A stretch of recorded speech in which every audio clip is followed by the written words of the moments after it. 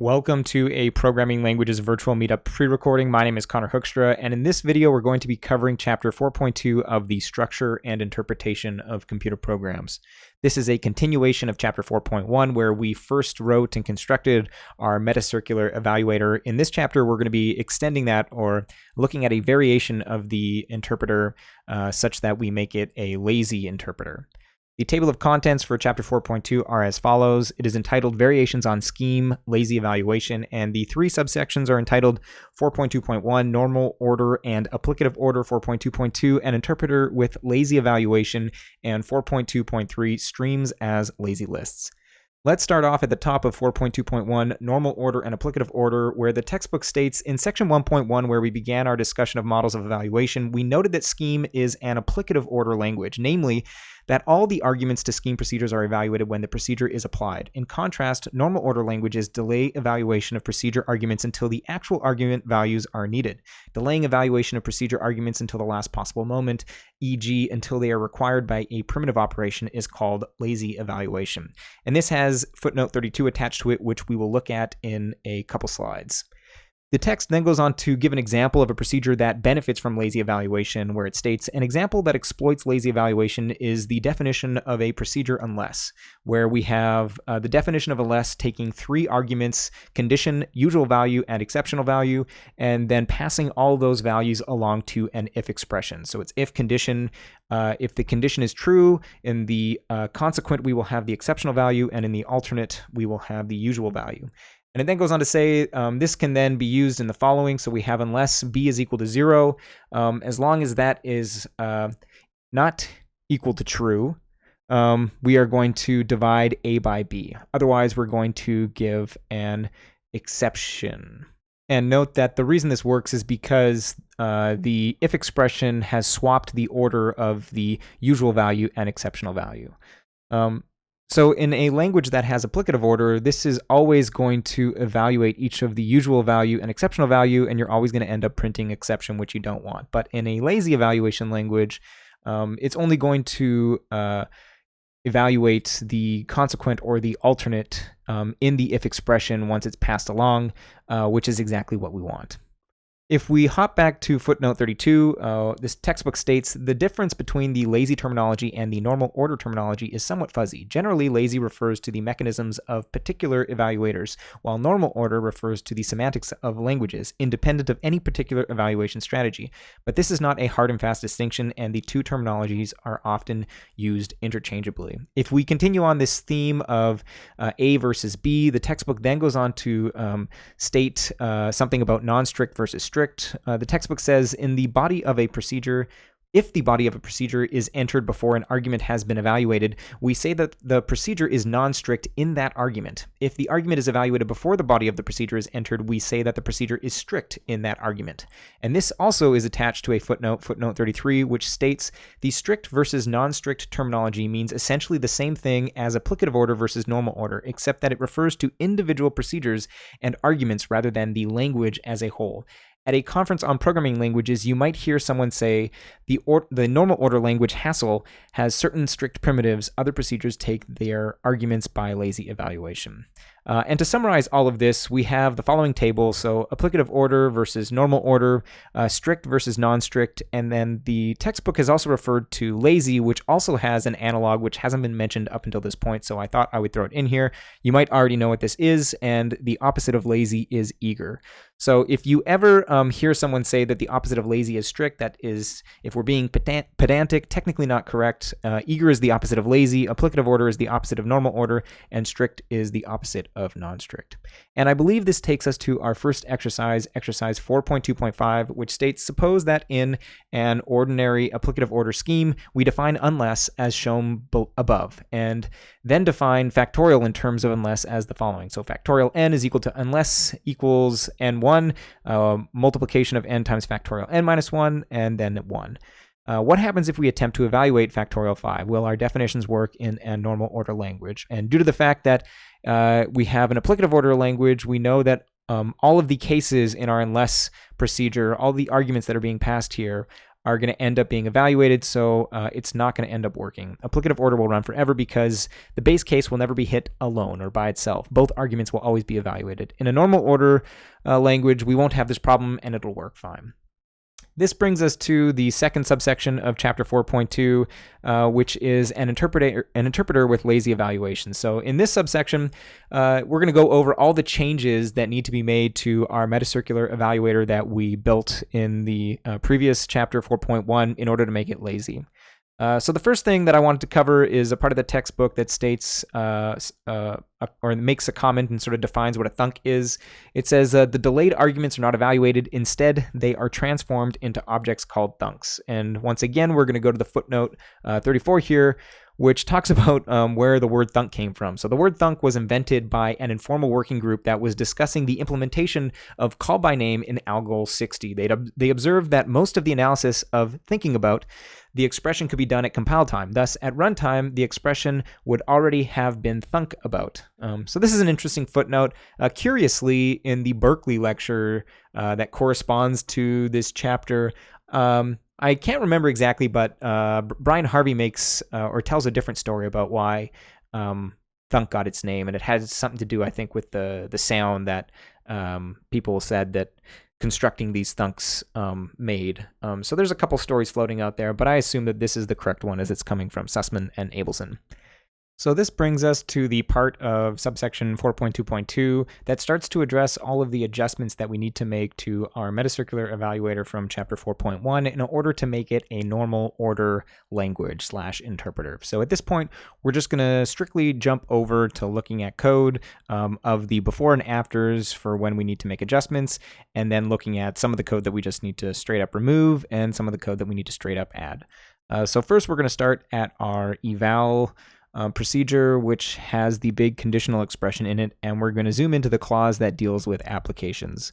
So this is what the application clause looks like from our applicative order metacircular evaluator, and this is the changes we need to make. So currently we are passing the operator expression to eval, and then operands to our list of values. But when we adjust it for the normal order, we are just going to be calling the operator expression and passing that to actual value, and then straight up passing operands to myApply, where we are going to deal with that separately.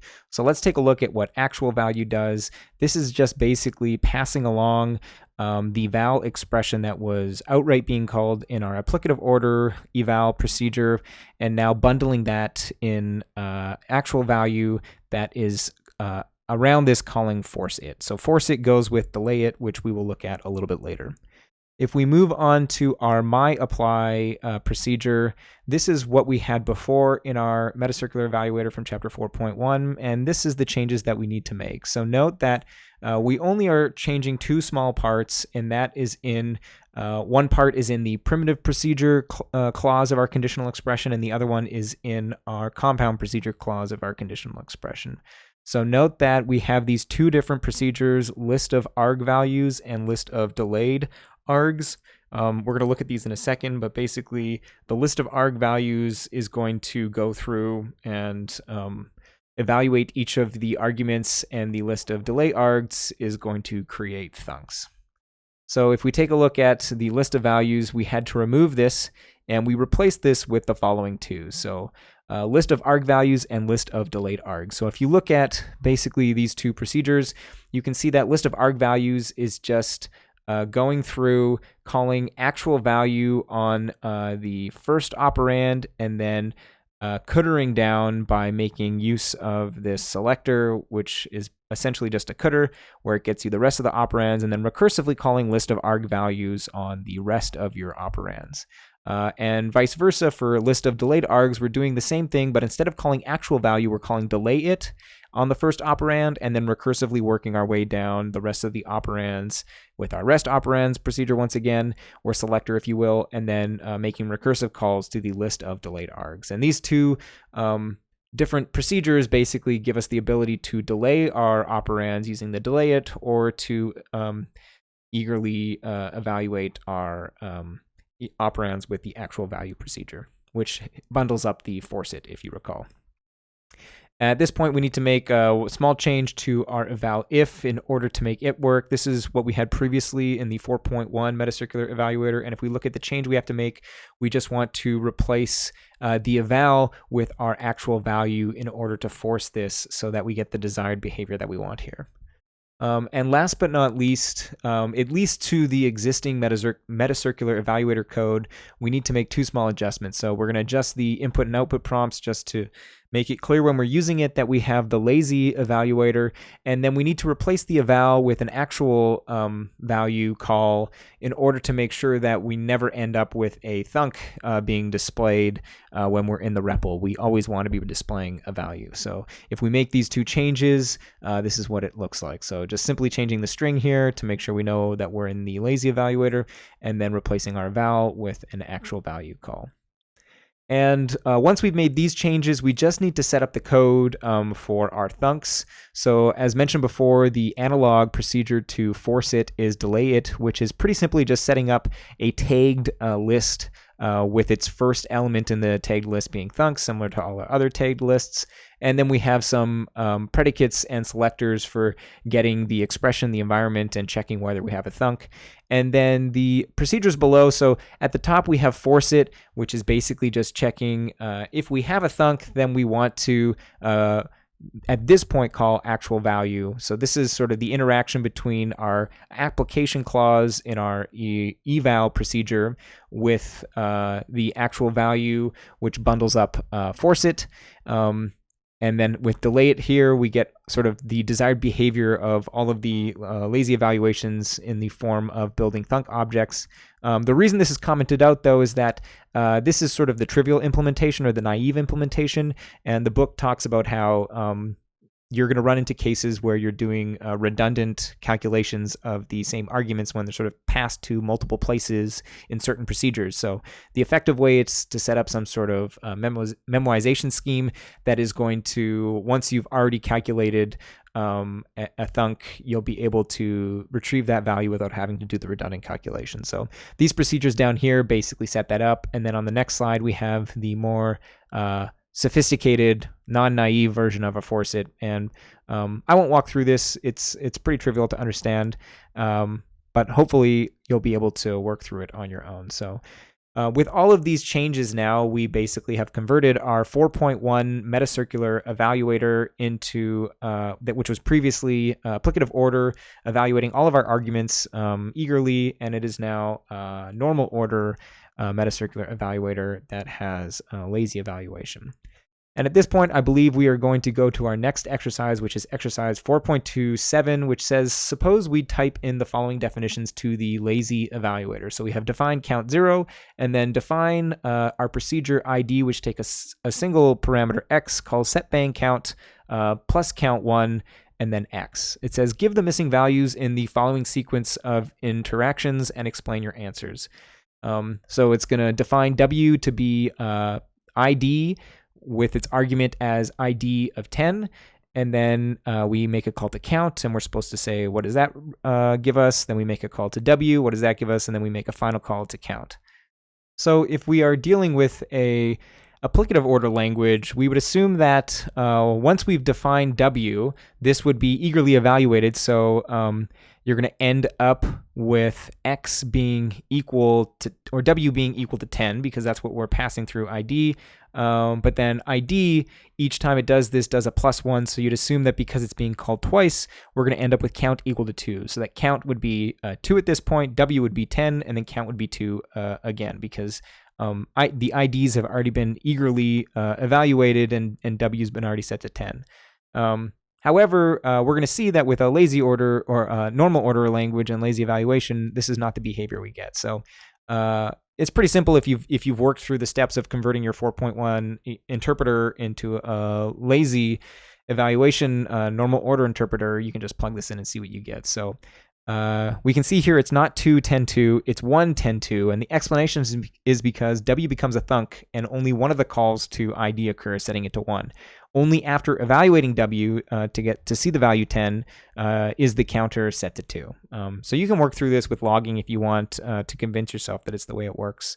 But neat to see how sort of the behavior differs between applicative order and normal order. And the book goes on to talk about how this can lead, like code with side effects can lead to confusion, and that this normal order model works a lot better with functional programming where side effects doesn't exist. And with this, we move on to our final subsection, 4.2.3, streams as lazy lists. We're going to cover this one pretty quickly because it was a very short section. But basically, the textbook states with lazy evaluation, streams and lists can be identical. So there is no need for special forms or for separate list and stream operations. All we need to do is to arrange matters so that cons is non-strict.